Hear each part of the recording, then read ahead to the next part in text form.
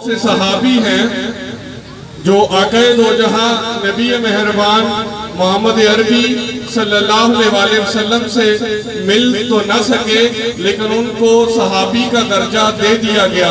वो कौन से सहाबी हैं जो आक़ाए दो जहां नबी मेहरबान मोहम्मद अरबी सल्लल्लाहु अलैहि वसल्लम से मिल तो न सके, लेकिन उनको सहाबी का दर्जा दे दिया गया। इधर आ जाएंगे स्पाइसी ब्लैक मास्क जी। हजरत उवैस करनी रज़ी अल्लाह ताला अन्हो, आपका जवाब दुरुस्त है। स्टेज पे तशरीफ ले आए। आपको रहीम स्टोर की तरफ से कुरान पाक का ये तोहफा चौधरी सलीम गुजर साहब देंगे।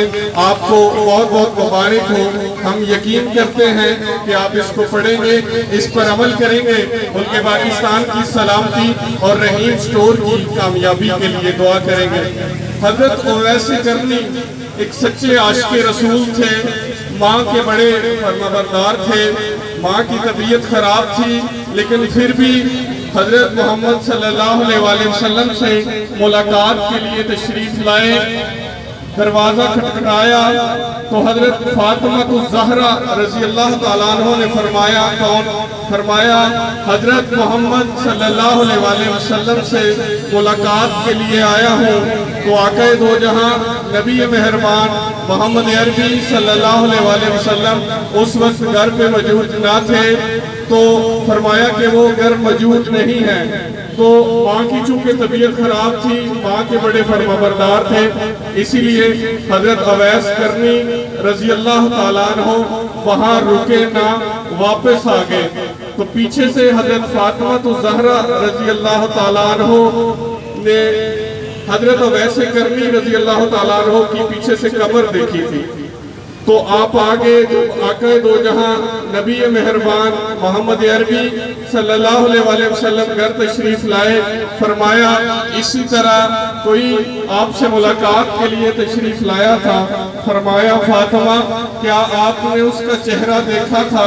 फरमाया मैंने उसका चेहरा नहीं, मैंने उसकी कमर देखी थी।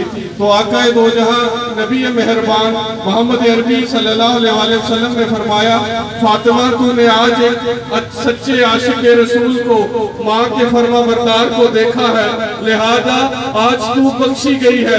मैंने तुझे देखा है, मैं बख्शा गया हूँ। नबी मेहरबान मोहम्मद अरबी सल्लल्लाहु अलैहि वसल्लम ने ऐलान करवाया कि मुझे आज जो देखेगा वो बख्शा जाएगा। ये फजीलत थी सच्चे आशिक़े रसूल की और माँ के फरमाबरदार की। अल्लाह पाक से दुआ है कि अल्लाह पाक इसी तरह हमें हजरत मोहम्मद सल्लल्लाहु अलैहि वसल्लम से मोहब्बत करने की तौफीक अता फरमाए, इसी तरह एक सच्चा आशिक बनाए, ताकि हम भी उनके नक्शे कदम पर चलकर और अपने गुनाहों को माफ करवा सके और रोज़े महशर अल्लाह के हजूर पेश हो सके। अगला सवाल, अपना बैतुल मुक़द्दस क़िबला अव्वल बैतुल मुक़द्दस को किसने फतह किया था? सवाल है मुसलमानों के क़िबला अव्वल बैतुल मुक़द्दस को किसने फतह किया था? आपसे पूछेंगे। इधर इधर एक मिनट, वो लास्ट में भाई खड़े हैं, वो हर दफा हाथ बुलंद करते हैं, उनसे पूछ लें कि बैतुल मुक़द्दस मुसलमानों का क़िबला अव्वल किसने फतह किया था? जी वापस आ जाए। आपका जवाब दुरुस्त नहीं है, किसी और का अगर ये इन भाई से पूछ लें। जी जी नहीं एक मिनट इस तरफ आ जाए। जी वो लास्ट में पूछ लें। जी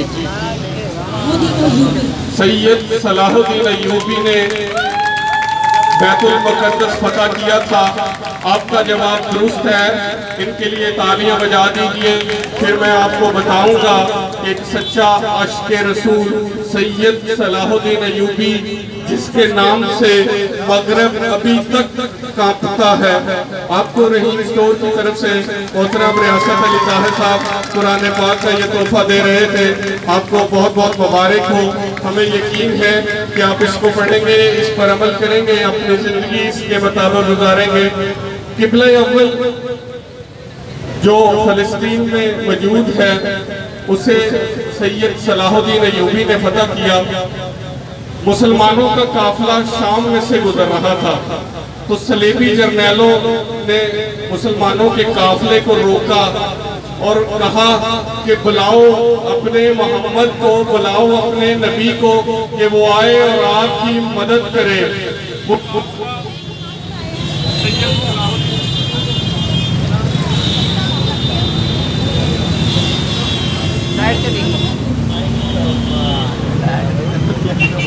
वो काफिला सैयद सलाहुद्दीन अय्यूबी की बारगाह में पेश हुआ और फरमाया कि इसी तरह हमें एक सलीबी जर्नैल ने रोका है और कहा है कि बुलाओ अपने नबी को कि वो आए और आपकी मदद करे। मैं ये वाक़या अपने मोअज़्ज़ज़ मेहमान ख़ुसूसी के आमद के बाद आपके साथ शेयर करता हूँ। तो बिला ताख़ीर आज की तकरीब के मेहमान ख़ुसूसी जनाब Sheikh Rohail Asghar member national assembly तशरीफ लाए हैं। भरपूर तालियों की सूरत में उनका इस्तकबाल कीजिए। जनाब शेख रोहेल असगर साहब MNA हैं, पाकिस्तान मुस्लिम लीग नून से इनका तल्लुक है। भरपूर तालियां बजाइए, इनका इस्तकबाल कीजिए। आपकी आमद का बहुत बहुत शुक्रिया। उनके साथ मतलूब जट साहब भी तशरीफ लाए हैं, हम उनको भी खुशामदीद कहते हैं, उनके लिए भी भरपूर तालियां बजाइए। शेख रोहेल असगर साहब MNA हैं, अपने हलके में अपनी आवाम की खिदमत करते हैं और हमारी खुशकिस्मती है कि आज वो हमारे प्रोग्राम की जीनत बने हैं।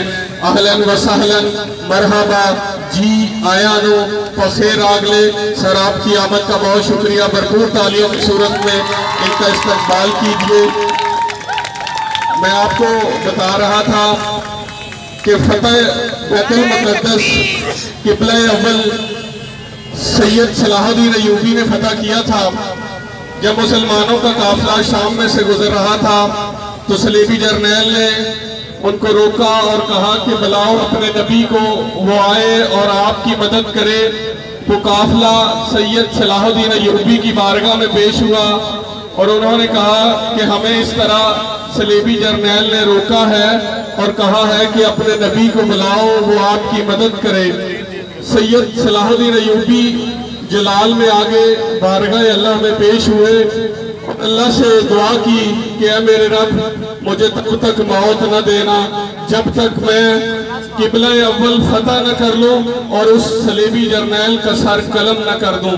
फिर वो वक्त आया जब सैयद सलाहुद्दीन अय्यूबी ने बैतुल मुक़द्दस फतह किया और उसके बाद तमाम सलीबी जर्नैलों को लाइन में लगा लिया।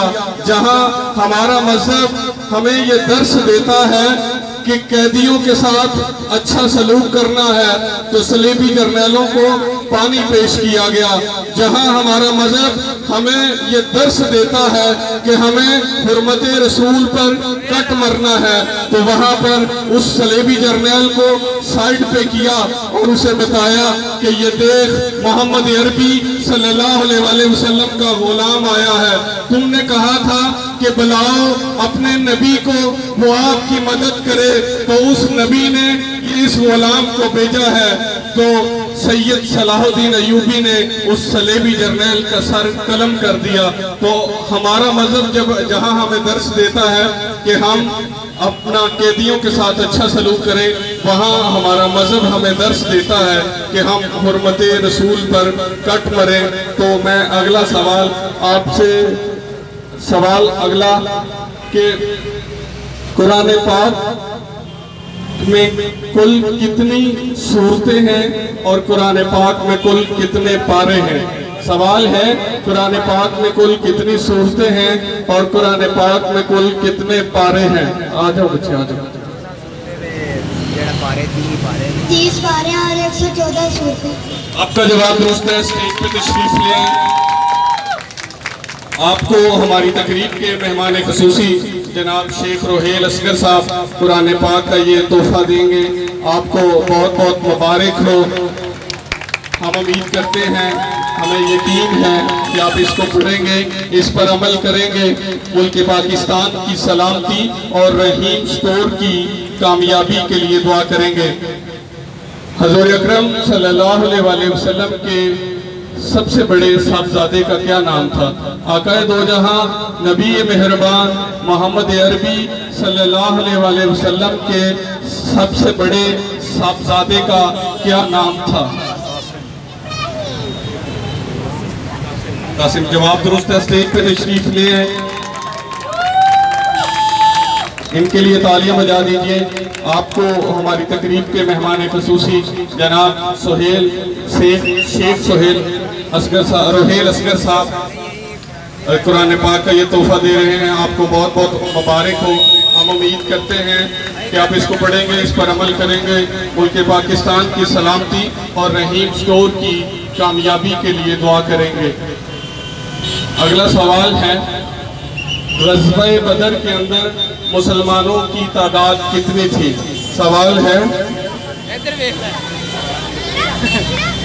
ग़ज़वा-ए बदर के अंदर, बोलना बिल्कुल भी नहीं है, ग़ज़वा-ए बदर के अंदर मुसलमानों की तादाद कितनी थी? जवाब दुरुस्त है। स्टेज पे तशरीफ ले आए। 313 का वो लश्कर जिसने 1000 को शिकस्त दी थी। आपका जवाब बिल्कुल दुरुस्त है। इस बच्चे के लिए तालियां बजा दीजिए। आपको रहीम स्टोर की तरफ से कुरान पाक का ये तोहफा बहुत बहुत मुबारक हो। जला डाली थी तुमने कश्तियां उदलस के साहिल पर, मुसलमान तेरी तारीख दोहराने का वक्त आया है। चले थे जहां से तुम 313 मुसलमानों, माजी की उन्हीं राहों पर पलट जाने का वक्त आया है।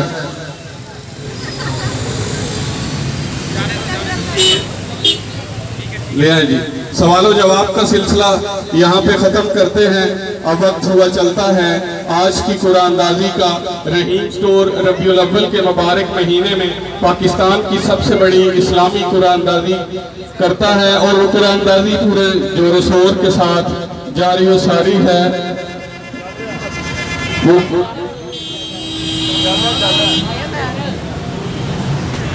वो कुरानदाजी पूरे जोर शोर के साथ जारी व सारी है। आज उसका छठा रोज है।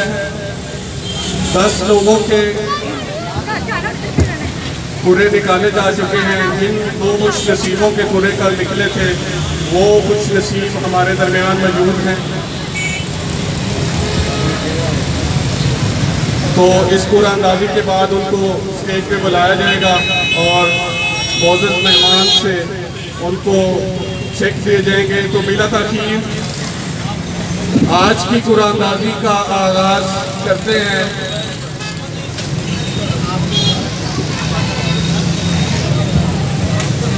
मतलूब जट साहब चेयरमैन हैं पाकिस्तान मुस्लिम लीग नवाज के, तालियां बजा दीजिए।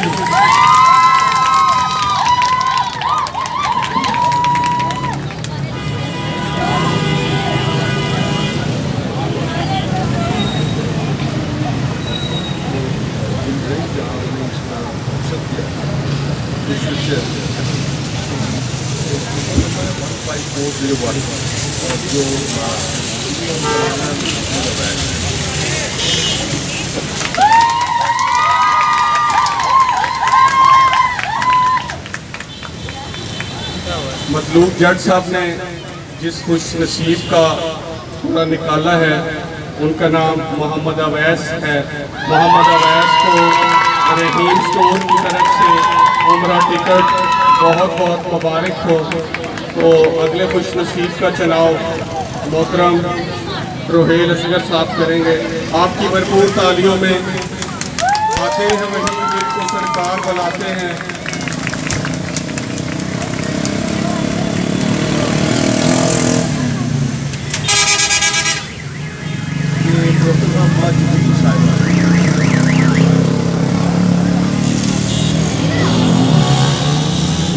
हमारी तकरीब के मेहमान खसूसी रोहेल असगर साहब ने जिस खुश नसीब का चुनाव किया वो मेरी बहन है माजबीन। माजबीन को रहीम स्टोर की तरफ से उम्रा टिकट बहुत बहुत मुबारक हो। अल्लाह पाक से दुआ है कि कामयाबी इसी तरह इनका मुकद्दर बनी रहे। अकेला ही चला था जानबे मंजिल लोग मिलते गए, कारवां बनता गया। तो अल्हम्दुलिल्लाह आज इस कारवां में 12 लोग शामिल हो चुके हैं। हर रोज़ 2 खुश नसीबों का कुरा निकलता है। आज 3 खुश नसीबों का कुरा निकला है। कल इनको रहीम स्टोर इकबाल टाउन पर मदऊ किया जाएगा।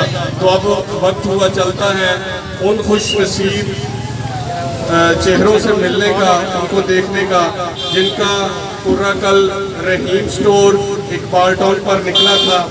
इसी तरह वहाँ पे महफिल सजाई गई थी।